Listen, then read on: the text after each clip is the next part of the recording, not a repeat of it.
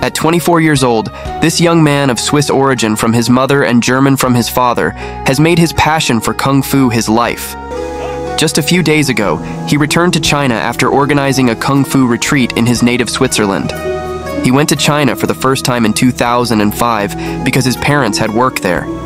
Right away, his mother told him and his two brothers that they had to do sports to stay in shape. One day, Sasha will always remember. They were walking down a big street, and they heard very loud shouts. There was something inexplicable that attracted Sasha. He climbed the stairs and saw many kids his age training. It was very strange, as they were not taller than him, but they seemed much more confident. It gave him goosebumps to see their energy. They were all coordinated. Later, he knew he was in front of a Kung Fu school.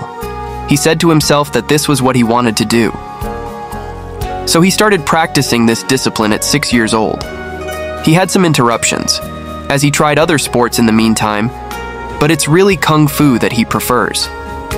He says that Kung Fu is a way of being happy and living life with a smile. Actually, it's not just about doing sports or martial arts, it's a way of life.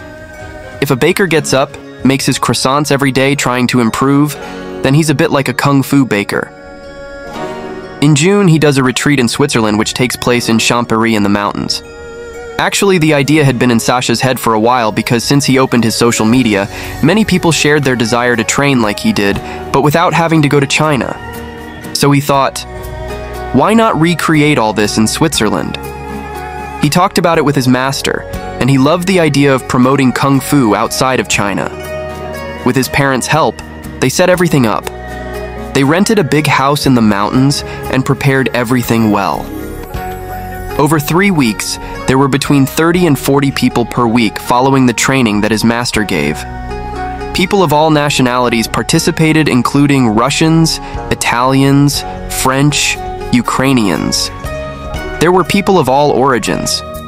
Their daily routine is intense as they get up at 5:30 a.m. every day, and they have a first training session from 6 to 7 a.m., which was very physical.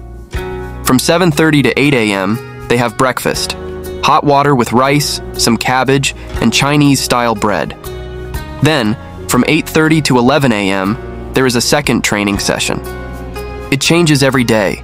It can be basic Kung Fu, Chinese kickboxing. After that, it is break time. They eat, then take a nap.